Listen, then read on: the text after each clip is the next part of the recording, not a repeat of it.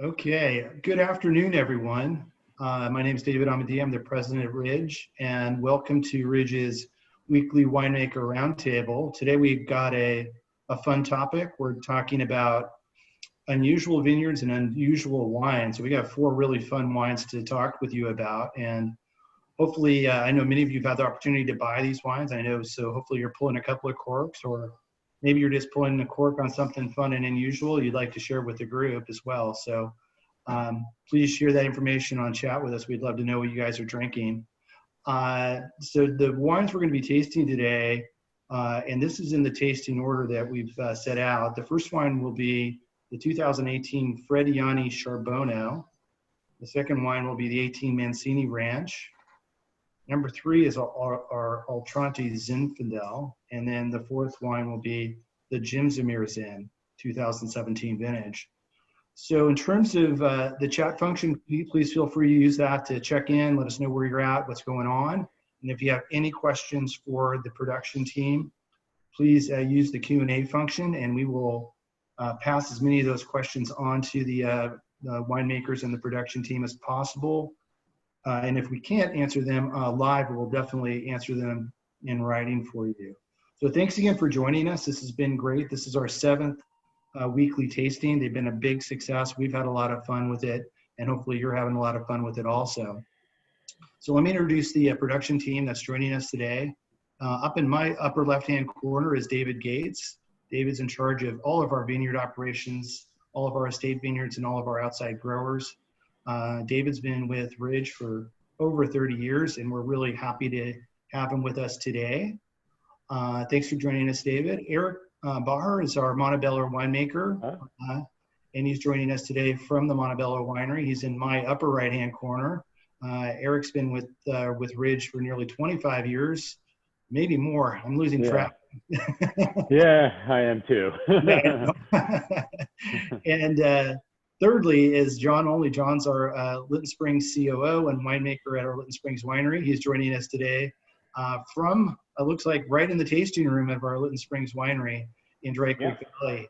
And John's been with us for way over 20 years as well. So John, thanks for joining us today. So we're going to kick it off with our first wine here, which is a very unusual variety with a great story and a great history. And probably best of all, it makes a really amazing wine. And that's the 2018 Frediani Charbonneau. So John, this is a wine that you sort of found and made. And so why don't you tell us about this great wine? Sure. So Charbono is a grape varietal which originally was grown in the Savoie in France, so in between Switzerland and sort of Burgundy in France. And it found its way over to California in sort of a circuitous route, but it was actually known as Barbera, and that's what people thought it was for a long time until they realized it was a different varietal. But what's neat about it is that it actually resembles Barbera and also, for me, a lot Dolcetto. It's a grape with really, really nice color to it. It's medium, maybe medium to full-bodied. It's not super heavy, structured kind of wine, but then it has great acid. So it's a real great food wine in general. It goes under actually a couple of interesting names. It's called Douce Noir in France. It's also been called Corbeau, which is crow, making reference to the very dark color of the grape.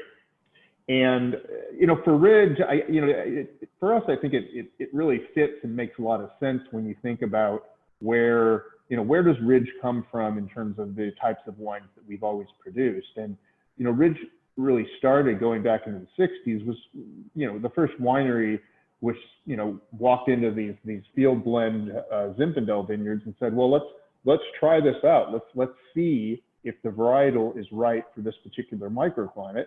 And that's how we came to discover Paso Robles, Geyserville, Lytton Springs. So this is a similar sort of experiment, if you will. There's very, very little. I think there's about 80 acres total planted in California, but we were able to get some from the Frediani Ranch, and they've been longtime growers of this grape, and they're in Napa Valley. So we tried it, and it really is it's a neat wine. It's really unique, like I said, with that really nice sort of punch of black fruit, and then you get that acidity that makes it a real clean, sort of pure wine. David, do you want to maybe fill in a little bit in terms of the history of the grape here in California? Sure. The little bit that I know of it is mostly from Jim Frediani, and he's second or third generation grower for of this little ranch. It's based, their vineyard is right off of Silverado Trail, right up against the Calistoga city limits. And they've been growing it for a while. They did call it Barbera.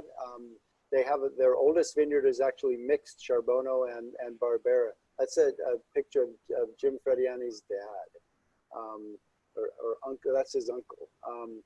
And they've had the vines for many years. They've actually then started to plant more Charbono, pure Charbono, when it became a little bit of a thing. So I joke that Charbono is a little bit like Carignan is for Zinfandel, Charbono and Barbera. So, you know, if a winery wanted Barbera, they'd call it Barbera. If they wanted Charbono, they call it Charbono. Same thing with Carignan.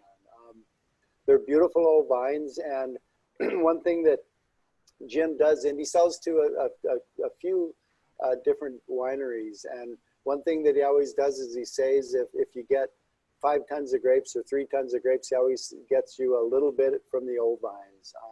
And besides the younger vines there's one block that's about 25 years old. There's another block that's about 45 years old. And then they have the old vines. So it's a great spot. And the fact that they're still growing it is fantastic. They also are lucky enough that I guess they make enough money off the Cabernet they sell off the ranch to keep the Charbono in the ground. But we're very glad that they do. And Jim is a storyteller. It's great to listen to him. And he's got a nephew who's kind of taken over, helping him take over on the ranch too. So they'll keep it going, I'm sure. Yeah, it's interesting. There's not much Charbono planted in California, but there is this cluster there in the northern Napa Valley that exists, and it's been there for a long time. And these are old vines now, and it's amazing, given the price of Cabernet, that these vines are still on the ground at all. But it's kind of a treat that we have access to these beautiful old vines and can make this wine. And someone mentioned, and I'd forgotten about this, but Inglenook was making Charbono in the 40s and 50s, and probably the source of those wines were probably, if not this vineyard, vineyards in this area. Is that right, David? No, I'm sure it was from the Fredianis. They have one of the oldest patches of it, and there was a little split in the family, and there's another property adjacent that has some old vine Charbono as well as some younger plants too. But yes, Inglenook was sourcing it. I'm sure it was from Jim Frediani. In fact, I'll ask him, but I think he mentioned that.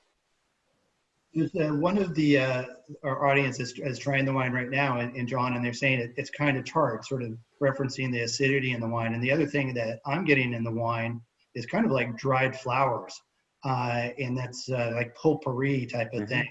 And it's sort of similar to some Italian wines I've had also. It's that same sort of those flavor notes. Yeah, no, I agree. If someone handed this to me blind, I would probably guess a Dolcetto from Piedmont. And like Dolcettos from Piedmont, or Barberas for that matter, they're high acid grapes. And in California, you know, one of the things we fight in California with as a general rule, you know, we have a little more sun than sometimes we really like. And as the grapes ripen in the heat, you start to lose acidity. So that's the big challenge for us in California. So, you know, as winemakers, you know, we kind of get excited when we have a grape varietal that comes in with this really great acid. But there's no question that it's definitely a part of, you know, it's the calling card of Charbono. It's part of its, you know, DNA. Yeah, and there's a number of wineries in California that have made Charbono over the years. Robert Foley is one.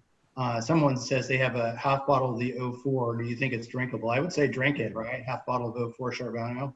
Yeah. Yeah, I would. I don't Yeah. think it's really for long-term aging. Yeah, and I know, Bonnie Doon in the day made Charbonneau from this area as well. So there's a number of people that have made wines and used the Charbonneau varietal name over the years. But what are the rough quantities you said, David? Around 80 acres in the whole state? I believe so. Yeah, that's all there is. Yeah, not a whole lot. Okay. And the fact that it's actually listed as a variety is kind of cool, but that's because it dates back to the, when there weren't that many acres of grapes in California anyway, back in the 40s and 50s. So, yeah. And besides Charbonneau, what are some of the other names it was referred to in France, or is it just Charbonneau? Well, in France, it's known as Douce Noir. Douce being sweet, Noir being black. It's also called Corbeau, which is French for crow. Right. Again, reference to the dark color. Yeah. Great. I think in Argentina it's called, what is it, Bonarda or something like that? Yeah, Bernardo. Bernardo. Yeah. Okay. And you see that around. That actually gets, I've seen that in the U.S., Chile, and with that name on it as well. Mm-hmm. Good. Well, let's move to the second wine, which is also just a really, really fun wine. It's a little similar to the Mazzoni Home Ranch that we also make, which is an old vine field blend with a huge amount, a preponderance of Carignan. And this is a vineyard in the Russian River that we just recently started to work with, John. So you want to talk a little bit about this wine, which it's actually tasting beautiful right now. Sure. So, when we talk about, kind of the theme of our tasting today was kind of some unusual wines. And, what's unusual to start with this vineyard is that it's in the heart of Russian River. And Zinfandel, as a general rule, is a grape that's grown in warmer climates. That's where it really does, offers its best. When you think about Dry Creek Valley, for example, Alexander Valley, down in Paso Robles, these are warm to hot climates. Whereas the Mancini vineyard is this small vineyard, completely old vines, pre-Prohibition, and located in maybe one of the warmer parts of Russian River, but nonetheless a fairly cool climate. And what that does is, the Zinfandel really struggles to get ripe, and as it does, it really maintains the pH of the wine, which kind of shifts the whole spectrum of flavors over to this real bright raspberry, almost cranberry kind of fruit. So it's really, it's pretty neat stuff and very unique for Zinfandel. Zinfandel tends towards more of the, bigger, jammier, so to speak, kind of in your face with its fruit. This is more subtle and really just a unique set of flavors, I think. The other thing too to say is that, and this is even more unusual for Russian River, is that there's quite a bit of Carignan planted there, and Carignan is a grape that really thrives in hot climates. So unusual to see Zinfandel there, even more unusual to see Carignan there. David, what attracted you first to this vineyard? Well, I watched it over the years. It had been, it's on Olivet and Piner, right on the corner. It had that vine that you're seeing right there is not Carignan, by the way. No. Is that Mourvedre? Yeah, that looks like Alicante. It's Grand Noir. Oh, Grand Noir. Yeah. And so I had watched it, and the Reichwag family, Max is their winemaker, had purchased it, which was really good because they decided to keep it. They already had their Pinot Noir vineyard in outside Sebastopol, so they decided they bought it to keep these old vines in. So it's a neat little vineyard, kind of patchwork. Most of it's Zinfandel. There's a little bowl that floods a little bit whenever we have a wet winter. That's in whites, which makes sense because some of the whites that they have would bud out a little bit later. And then this one corner that's right on Olivet and Piner is predominantly Carignan with some Teinturier varieties. and Zinfandel mixed in, and a few whites. So Max and his family have done an amazing job of fixing up the vineyard. They also sell a little bit of, they make some wine themselves. They sell a little bit to Carlisle Winery. And the fact that they are dedicated enough to keep it in is great. They did some replanting of missing vines, and they just did some budding on that this last year. So we're looking forward to a little bit more of this in our little corner that we get. And it's stunning that we made a small amount in 17, not enough to release. This 18 has a little more gumption. So it's 18, there was a little bit of a heat wave that hit right just before harvest, and it hurt the Zinfandel vines on the ranch. It burned the clusters, kind of like what happened to us very widespread in 2010.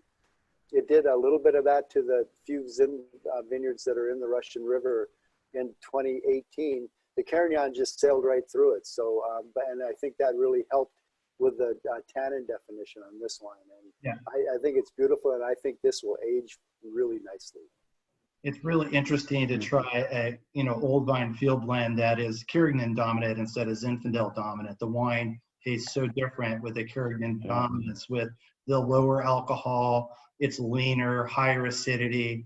There's a completely different character to the wine than with a Zinfandel based sort of mixed black vineyard, right, David? I agree, and the fact that it's from a cooler climate, that really helps too. And I think you kind of have to remember, though, when they planted this vineyard, they were probably making a red wine and a white wine. And they didn't necessarily put many black grapes into the white wine, but they certainly put a lot of the white grapes into the red wine.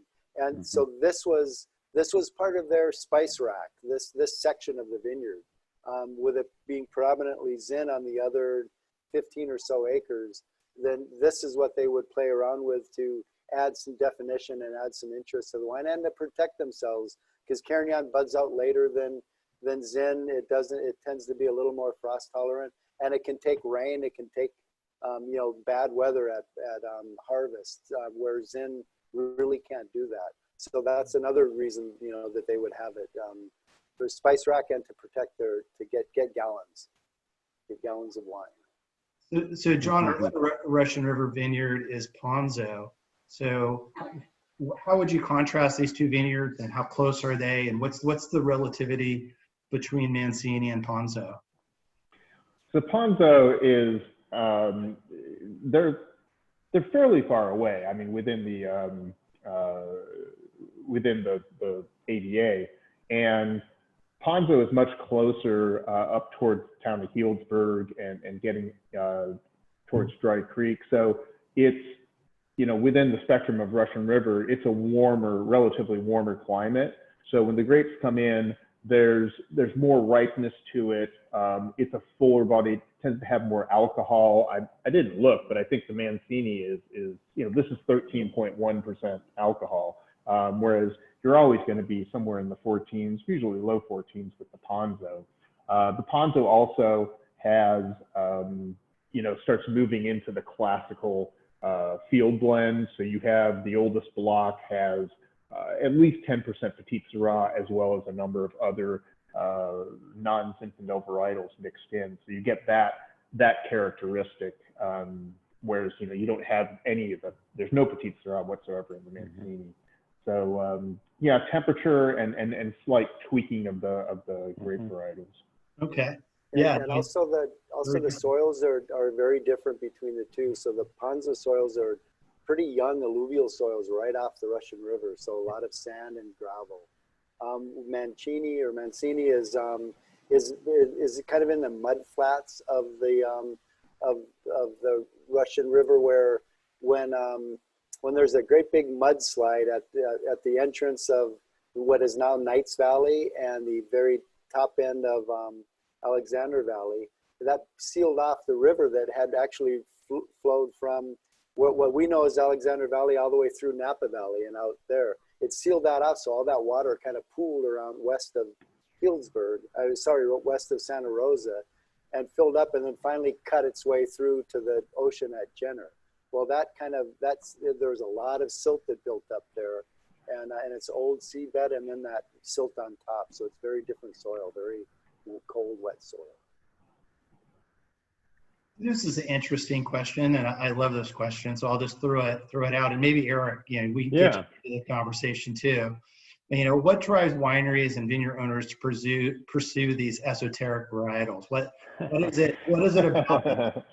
I don't know. I mean, for me, it's like, it's just fun. It's curiosity, seeing what you can do with these unusual grapes. And, we've had our chance down at Montebello to play around with a couple of different things besides Zinfandel and Cabernet. And it's just, keeps us intrigued with, the world of wine and seeing what we can do with the ridge techniques applied to that variety. So for me, it's just curiosity and fun. Yeah, I think it's really important. I mean, I really see it with all you guys when we deal with a new variety or a new vineyard site. There's a certain excitement that comes along with that, right? And I think that's inspiring. That's really important in terms of what we're doing as winemakers, right? Yeah, I also think it's I think it's important to also note that when we think of the varietals and the wines that we know every day, we may not realize the vast variety of different grape varietals that are still being planted all over the world. And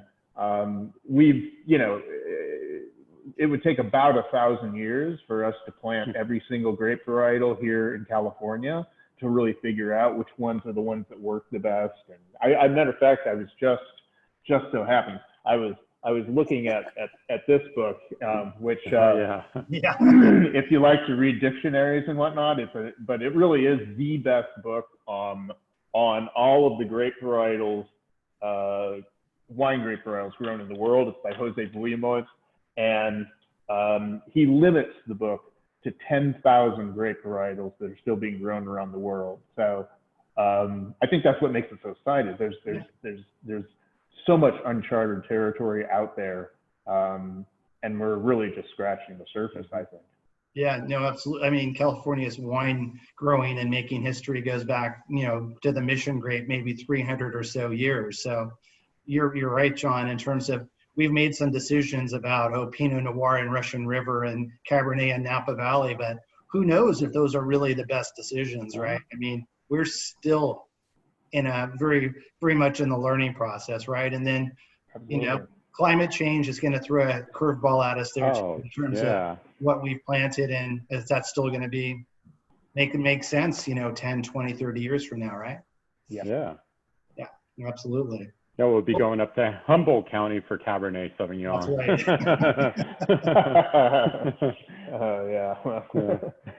right. Well, good. Well, why don't we move ahead to the third wine, Eric? And this we'll get you in the game here with the 17 Oltranti. Yeah, so from 2017 vintage, I mean, both of these two wines here made at Montebello from a really good year. It's kind of the recovery year from the 5-year drought. The vines got good water that winter. We had a very hot summer. That was really the key difference of 17 versus many other vintages. We were having really strong heat waves through summer, right before harvest, right at Labor Day that year. We saw temperatures soaring up into 110 degrees. So that really kicked in ripeness. And as you can see, I mean, these are two riper wines. I mean, we go from the 13s now into the 15s with what I have here. The Oltranti vineyard is just north of Geyserville. It's about 5 miles or so north, up on the western hill of Alexander Valley. It's actually kind of on the way up to Bucagnani. So that's kind of a hot microclimate as you get into that part of northern Sonoma County. The Oltranti family, when they bought this ranch, this is also the source of our Mazzoni home ranch, where we're making an old vine blend for ATP. The Oltranti is what the Oltrantis planted up on the abandoned terraces of their property in the late 90s is when they planted the Zinfandel vines there. We've made this wine periodically through the years, as we saw, you know, the vines get some age, and as we saw them put out some good quality, 17 vintage was one of those years where we got some really great intensity of flavor, color. I also, in this blend, so what they planted in most of the terraces on that vineyard is just Zin, but part of what I added to this blend from an old vine block, it's almost probably the block that we're looking at, kind of the back block, there's a bunch of Carignan and some Petit Syrah in the mix from the old vines that I included in the assemblage, just to give the wine a little bit more dimension. As you know, Carignan, especially like after tasting the Mancini, you could see the acidity that Carignan can bring to a blend. And that was really kind of crucial to adding to the Oltranti Zinfandel portion to give the wine a little bit more liveliness and some nice fruit intensity. And the Petit Syrah, the small 2% addition there, is just a spice rack addition, infuse a little bit of color, a little bit of tannin. But it really makes a nice fruit-forward wine. You know, the years that we've made Oltranti, it's really been one of those Zinfandels that you can drink on the young side. I think I mentioned on the back label, you know, drink now through 2026. So, you know, here we are at 2020. I mean, it's still on the young side, but it shows that beautiful fruit of younger Zinfandel vines, and then just a little bit more dimension and depth that comes in from the Carignan and Petit Syrah. But the trick of 17 was really trying to pick before the grapes over ripened. You know, that Labor Day heat wave really changed the dynamics and kind of the flow of fruit from the vineyard into the winery. We really had to ramp up picking pretty quickly right after that heat wave. But luckily there was still a lot of water in the ground, so the vines didn't endure like serious water stress, which could have really created some trouble with the vines. You know, without the water in the ground, with that kind of heat, the fruit would have really just turned to shrivel. So we were able to avoid that in the 17 harvest. It makes a really just delicious wine. You know, it's American oak barrel aged. We bottled May of last year. So, you know, it's kind of a wine that I tend to, you know, when I do make this wine, it's one I let just rest in barrel longer so it can really shed its tannins and really make a nice fruit forward drinkable Zinfandel.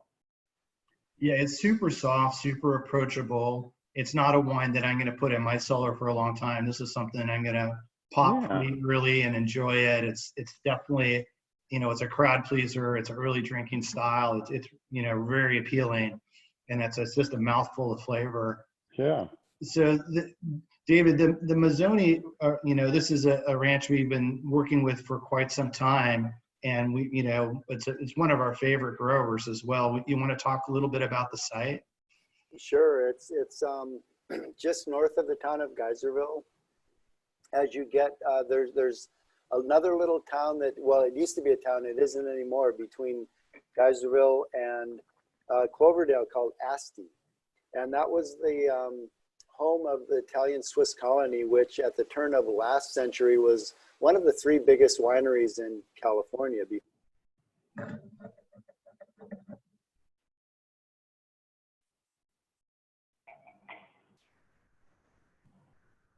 Did we lose David?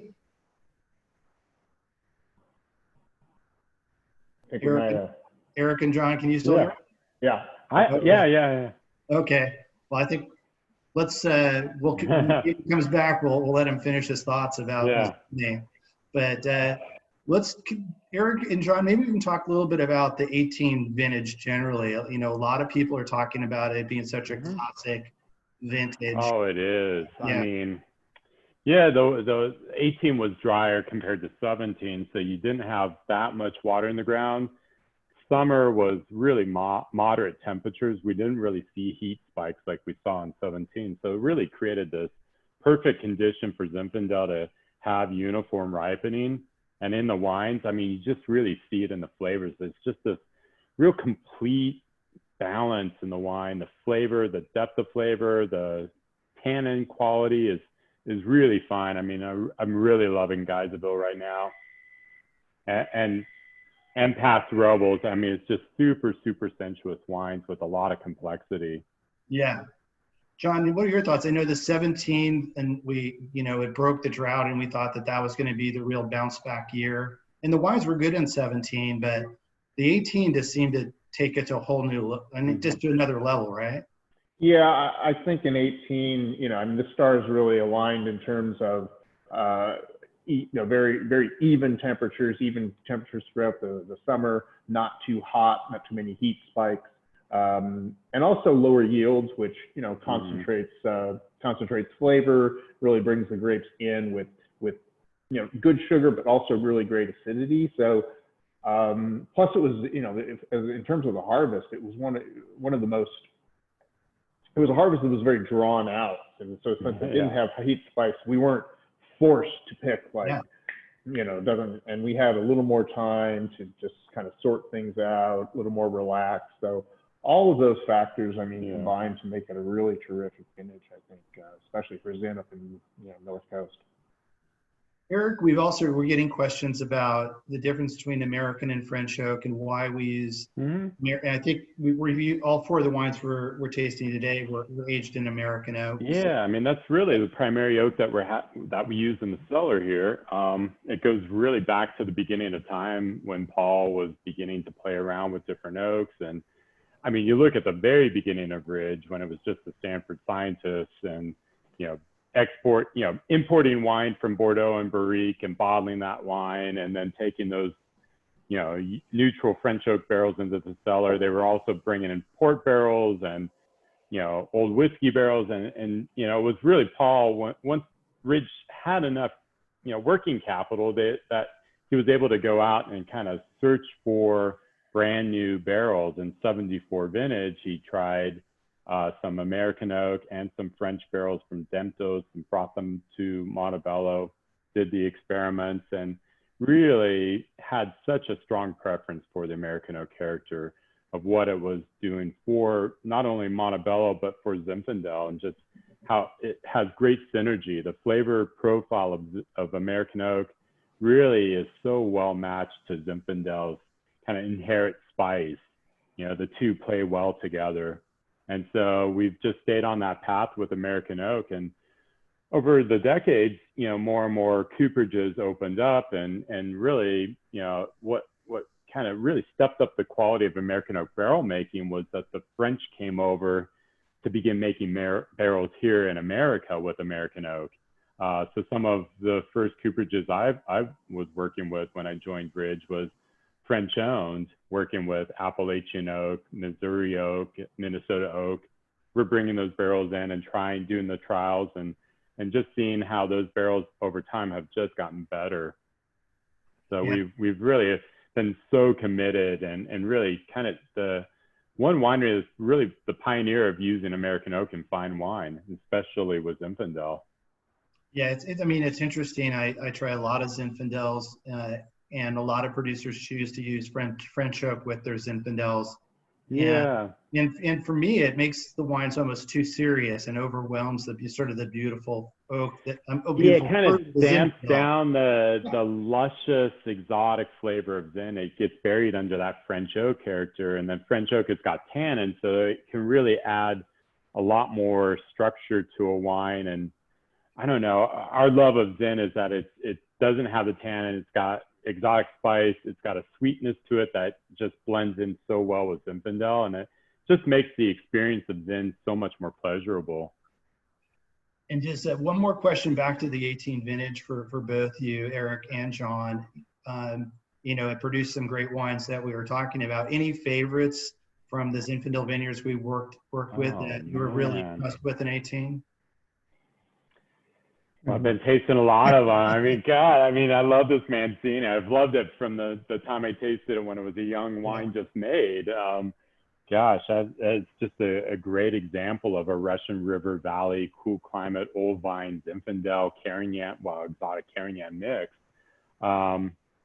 Geiseville, Lytton, they're phenomenal. You know, I think, again, it's the theme of just how great 2018 turned out. And it's really widespread. It's not just Zinfandel that did exceptionally well. You know, the Montebello Cab, you know, Chardonnay, you know, the white Rhones that we're making. I mean, everything just really flourished in 2018 to produce exceptional quality. And what was the yields like in 18? We had pretty solid yields in 18, didn't we? Not in Montebello. Yeah, Montebello was slightly down. The Chardonnay crop was, you know, average, not any larger. Geyserville, no, more average. I mean, yeah, it was kind of, I think the vines having gotten such good water in 2017 kind of sets the vines up for coming into 2018 with, you know, the energy and resources to put out a pretty decent crop. Nothing large, but not short either, because the weather was really good during bloom. Yeah. I don't think it wasn't a really short harvest, 2018. For example, 2015 was definitely a much, that was a really low yielding harvest. I think what was so, you know, ideal about 2018 was that it was a relatively, you know, average lower harvest, but it was so well matched to exactly what the grapevine could ripen, you know, over just about the most ideal time. And as John mentioned, just the pace of it was kind of spread out over time. We were never under that pressure of like, we've got to pick it all now, ferment it all. We had our time to bring it in as each little piece of the vineyards ripened, you know, fermenting them in their own tanks, and never having that pressure of like, I've got to clear that tank, I've got to press now. I mean, we were able to really be on the skins as long as we needed to really make sure we built in good structure and color and flavor. And yeah, it was just kind of the most ideal vintage. You know, we don't see that all that often with Zinfandel. It's usually that kind of hectic rush to pick because of its thin skin, its vulnerability to over-ripening. Eric, can you talk a little bit about this, you know, oak trials? I mean, you have different forests in the U.S. You have American oak, you have French oak, you have different toast levels. Can you talk about how we experiment with oak and how do we determine what we feel like adds the best quality for our wines? Well, I just happen to have been tasting oak trials today, 2019 Montebello, just as I'm kind of beginning to think for 2020, what barrels do I want to purchase? So we always bring in, you know, anywhere between 20, 25 different oaks for the Montebello. And, you know, we set up these trials and where we keep the wine in just those barrels and we can taste over time and see the effect of the forest, the coopering techniques, and seeing what does that do for Montebello.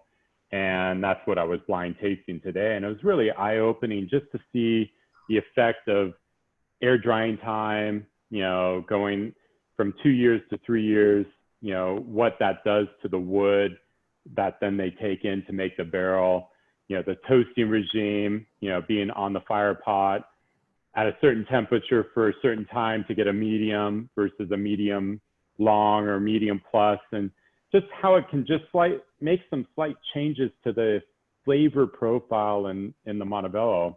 And we set up those same trials for Zinfandel as well, just because Zinfandel is going to interact with the oak differently than Montebello Cab, but we really do look closely at Montebello as kind of, if it works there, it should certainly work for everything else. And so it's really crucial as we're deciding the barrels that we're going to buy for the next vintage to really taste those experiments and see what's working, what's not working, and be able to refine the mix for the next vintage so we can constantly be pushing the quality higher. And going back to our cooperages and just seeing if they can make some tweaks with what they're doing with the wood. Yeah. But it's so amazing to just see the difference between white oak grown in America. What's grown in Minnesota is so different than what's grown down in Ozark and Missouri versus Appalachia. Same species of tree, it's subjected to different climate. And what I really saw today with my Minnesota barrels is that it is so different than Appalachian and Ozark. It's so much more like French oak. you know, because they have such short summers, long winters.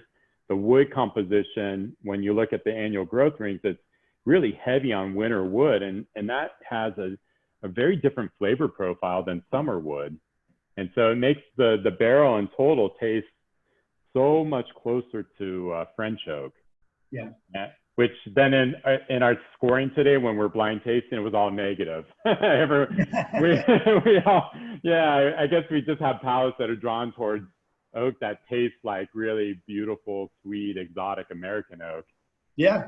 Yeah. Yeah. And that's what worked with the wines. But yeah, it's all about this incremental improvement, right, Eric? It's like, oh, absolutely. Yeah. Yeah. And you just, and because it's a natural product, it's subject to changes from year to year. The wood supply might be different. The growing conditions for the trees is going to affect the flavor profile. And what I really saw today also was just the seasoning time, the 2 year to 3 year to 4 year to 5 year jump, and just what it does to the flavor extraction into the wine. Yeah. You know, that the extra time isn't always necessarily better. Actually, my favorite barrel today was just the standard 2 year air dried time, which we've known for a long time. That has generally been our preferred flavor profile for American oak, is just 2 years of air drying time. So John, do you mind if I put you on the spot with a question here? You don't have a choice, so hand it over. So the question is about your uncle Richard, who, for those who don't know, Richard only lived in France and was one of the most famous cookbook authors and gourmands of his day. So the question is, what a food pairing for each of the 4 wines that we're trying today, based on what you think your uncle might choose. Well, I mean, I think there's a lot of there's a lot of options. I think, you know, within the wines we have here today, a lot of it has to do with, you know, just sort of respecting the nature of the wine, right? I mean, we started off with 2 wines, both of which have firmer acidity, they're lower in alcohol. So these are going to be, I think, more appropriate.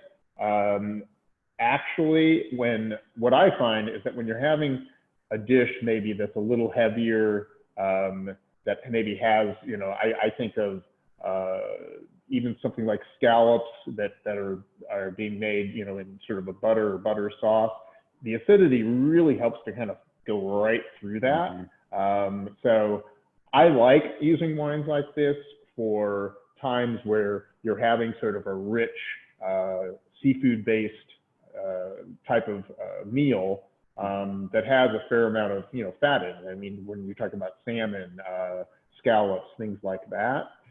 When you move over to, you know, the riper Zins here that we have from the Oltranti and the Jimsomare, I think you start moving towards things that I think are a little more appropriate if you're barbecuing, if you're having red meat.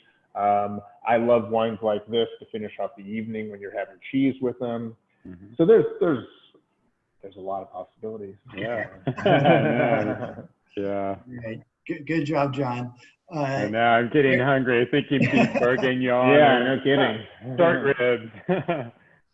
So Eric, why don't we go to wine number 4, which is a wine we've been making for a long time. Yeah, I was just looking back at the history. So 1970 was the first labeled Jimsomare Ranch Zinfandel made by Ridge. 69, it was kind of on the label. In the very bottom block, it said Jimsomare, but it said Montebello Zinfandel on the top label. But yeah, we've had a long history, you know, with the winery being here on the mountain, sourcing those grapes from the family there that has been growing them. I mean, this is the only surviving block of grapes on Montebello that predate Prohibition. It's the Zinfandel vines that were kind of let go during Prohibition. The Schwabacher family, who bought the ranch in the 30s, slowly restored the vines and got them back up into production. And Ridge was able to start working with the grapes in 1969. And we've got this long following of our customers who know this wine and love it. It's really one of the wines that inspired Ridge to really stay with Zinfandel. You know, there was another ranch on Montebello called Pichetti, which is just below Klein. It's about 400 feet lower. That was really the very first block of Zinfandel that Ridge worked with in 1964 that set them on this path of really loving Zinfandel. And then they came up to Jimsomare in 69, and, you know, and then from there, just, you know, all over the state, you know, Ridge really went out in search of these beautiful old Zinfandel parcels. But we've been fortunate all these years to really still have these old vines growing. It's on a very steep hillside, terribly eroded. So, I mean, it's not even, it's a very steep slope now. The terracing is pretty much gone on most of it. And the yields are pathetic. We get, you know, less than probably, you know, closer to half a ton an acre on those old vines. We did plant a younger parcel in 1993, and so that helps with producing a little bit more of this wine when those vines are of the quality where we can include them at the assemblage. And so the 2017 vintage, we were able to make 13 barrels, and that's actually doing good. I mean, most years it's closer to 6 or 8 barrels.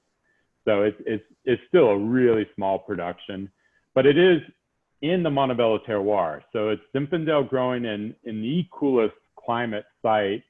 It is really at a point where, like 15 vintage, it was too cool here to even ripen, so we couldn't even make it in 15. So it's really at the edge of where you can grow Zin and get it ripe. And it's in that limestone soil, so when you do get it fully ripe, it does make one of the most exotic Zinfandels in the world. You can smell the Montebello character in the nose, you know, that crushed rock, fractured limestone. It's a very dark wine. It's generally extremely acidic. I mean, both because of the subsoil that we have here, as well as the really cool nights that we experience from the fog that comes in from the bay. So with that, there's generally additions of calcium carbonate that help kind of take some of that really intense acid down. It's really quite a unique wine. You know, yeah. In a blind tasting, it would really difficult to say that this is Zinfandel. Yeah, absolutely. It's such a unique wine. You're talking about old vines on a mountainside over in a cool climate over limestone. It's such a unique combination that and talk a little bit, Eric, about how this wine ages and evolves, because an aged Jimsomare Zin is a lot different than an aged Geyserville or a Lytton. Yeah, and I think it's because of the acidity in it, and you know, the minerality, and it's a very slow aging Zinfandel. I mean, I've had a chance to taste back to some of those early 70 Jimsomares, and they are just an incredible wine to experience. They're still fresh, even with, you know, 4 decades of age on them. You know, they age slowly, and they will still hold on to a lot of that really special kind of bramble fruit that they have when they're young. It's kind of carried with the wine with time and bottle, you know, that you can still open like a early 90s, and it's going to taste like a cherry pie. I mean, just that with that burnt crust with it. I mean, it's just really such a stunning, a very seductive wine. Yeah, and we don't make much of it, so probably not that many people have this wine in their cellar. No, I mean, and this is a wine that has a bit of a cult following as well. And yeah. So, and how many cases on average would we produce of the Jim's in? It's like 180 to 200 cases. Yeah. Yeah, and I bottle it late, so it's like Oltranti. I kind of take it out to the edge of where we're generally thinking about bottling Montebello Cabernet. You know, it's just because the wine has so much rich tannin that it really needs all that time in barrel to really soften its tannins. And then in bottle, it spends all that extra time in bottle to continue aging before it's released. So I think we just put the 17 Jimsomare out at the beginning of this year, and it's still really young wine. Yeah. I mean, No, nose is still really firm. very Yeah. fresh. So, and tell us a little bit about where the name Jim Zamir comes from. That's always interesting. Yeah, so that of course is on the sign, right? As you're driving up Montebello Road, that tight switchback, you see the sign there, Jim Zamir. It's the name of the 3 children of the Schwabacher family, Jimmy, Maria, well, Jimmy, Sophia, Maria. So it's the acronym, yeah, the combination of the 3 children's names. There you go. Yeah. And we've had other wines made over the years. It's not just Zinfandel Jimsomare. We've done a Cabernet Jimsomare, a Chardonnay Jimsomare. And then you mentioned Piquetti also, Eric. You know, what was the last year we made a Piquetti Zinfandel? I think it might have been 68. It's been that long. Yeah. We haven't since. I mean, really, we went to Jimsomare being higher up the mountain and under better control. I mean, in the early years, it was a grower contract working with the Schwabachers, buying the grapes from the family. But in '95, we signed a 30-year lease, and we've been farming it ourselves. So it basically is Montebello Estate Jimsomare Zinfandel. With our control over the vines, we've really been able to continue to keep the vines going. You know, they are old, they're ancient, but you know, the great thing about Zinfandel is that it's a hardy grape. It's very resistant to a lot of different wood disease. So we don't know where the end point is for Zinfandel. I mean, other than a tractor hitting the vine or, you know, something getting some blight coming in, some insects infecting it, but you know, it's pretty hardy variety, and that's why we're still really fortunate to be able to work with a lot of old Zinfandel vineyards. And I see David's back. Yeah, we're talking about Jimsomare. Oh, did you hear my great description of the Oltrantis and Mazzoni home ranch? No. I need to circle back to that. We lost you at Aspen. Yeah. So Yeah. David, while we're talking about Jimsomare, we deal with a lot of old vine Zinfandel vineyards, you know, throughout California. What makes this unique versus the other vineyards we work with? Well, it's in the mountains for one thing. It's up on Montebello Ridge. It has a little sister vineyard called that is controlled by the Piquetti. The Piquettis planted a long time ago, and the Piquetti Winery makes that. This, I believe, dates to about the same, if not it dates to right before 1900 when Pierre Klein planted, and there aren't many of the old vines left. There are very few, and which is why, I mean, we have this listed with the Historic Vineyard Society as a vineyard site for those few remaining vines, but the wine itself is more has some younger vines that have been planted over the last 30 or 40 years, including a little 1 acre block that was planted in the mid 90s that go into this wine.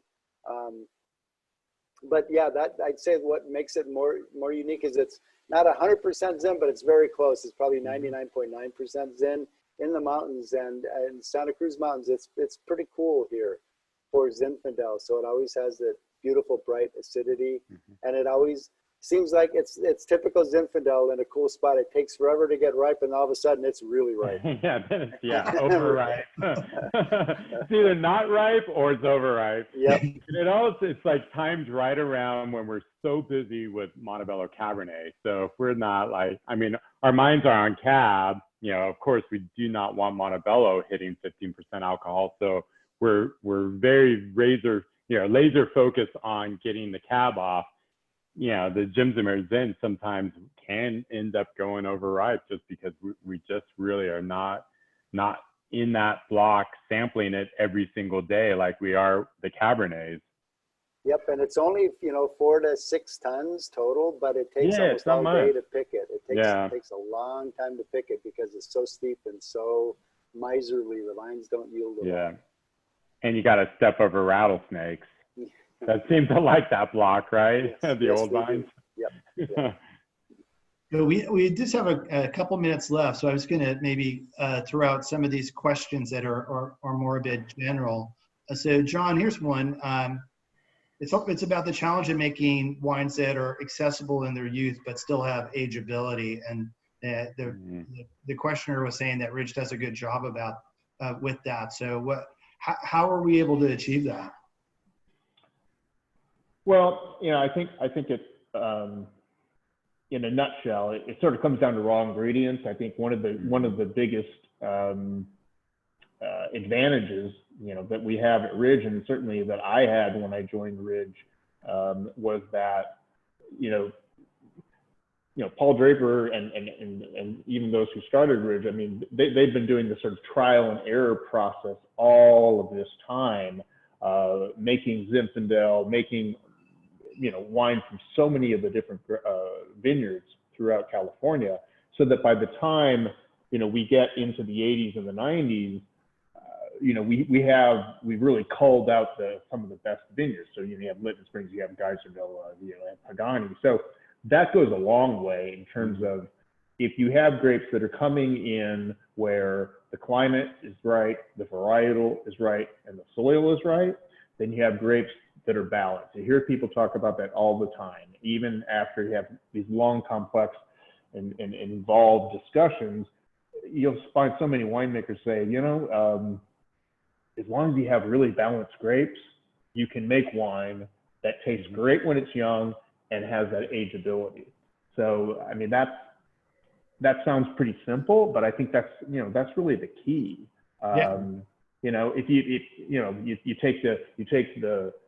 If you take any one of those out of the equation, for example, you have a climate that's maybe it's too hot. Now you have grapes that come in and they're too ripe, and you don't have the right acidity. And as winemakers, now we're chasing our tail. Now we're trying to figure out how can we kind of keep the boat on an even keel, and then it becomes much harder. And then maybe you have to make the choice where you're going to make a wine that's appealing when it's young, maybe at the expense of ageability. Yeah, you're really singing the Ridge story there, John, where we really are looking for these vineyards where varietal, soil, and climate come together.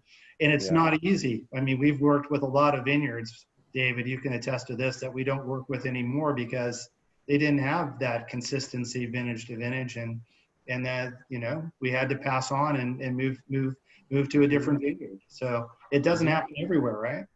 No, it doesn't. And that's why we're always looking. We continue to look, and we continue to be very choosy, and we're lucky that we can be very choosy. Absolutely. Yeah. And it's not enough to just say it's raw ingredients. I mean, that was the first thing that was coming to mind when you asked this question. Is it's also the techniques that we've been able to evolve over our 60-year history. Working with such fine raw ingredients, with the techniques that we've got, gentle handling in mind, barrel aging instead of all the shortcuts, and really just being as delicate and gentle with the wine as we age and get to bottle. We're able to get to bottle with the essential elements of ageability, but yet the drinkability, the high quality tannins and the beautiful depth of fruit, by not beating the wines up along the way. Yeah, and I think that's a really important point, Eric. And probably working with Cabernet and Bordeaux varieties at Montebello is, making an approachable, subtle wine that still has ageability is even more challenging working with Bordeaux varieties, right? Oh, it is. And I think probably the discipline of, working with Cabernet here at the beginning for Ridge really kind of set in motion just the approach and the discipline of working then with Zinfandel and going towards, early drinkability, approachability, but yet ageability. That's right. So I think it really began with the Montebello vineyard as the home base. Well, great. Well, the hour flew by, guys. Thanks for a great discussion. The wines were amazing. They were really, really four really interesting, fun wines, and really fun to taste and talk about. Big thank you to our audience for joining in and sending through so many great questions. I apologize we couldn't get to all of them. but I promise we'll answer you one way or another. But thank you for your participation. Hopefully we'll see you next Thursday at 4 p.m. Pacific time for our next winemaker roundtable. So everybody have a great evening. Enjoy those bottles you've opened. And we'll see you next time. Stay safe, stay healthy. Thanks everybody. Oh, and thank you, Rick. Thank you, John, and thank you, David. Yeah, thank you. Thanks, everyone. Good to see everyone. Bye. Bye.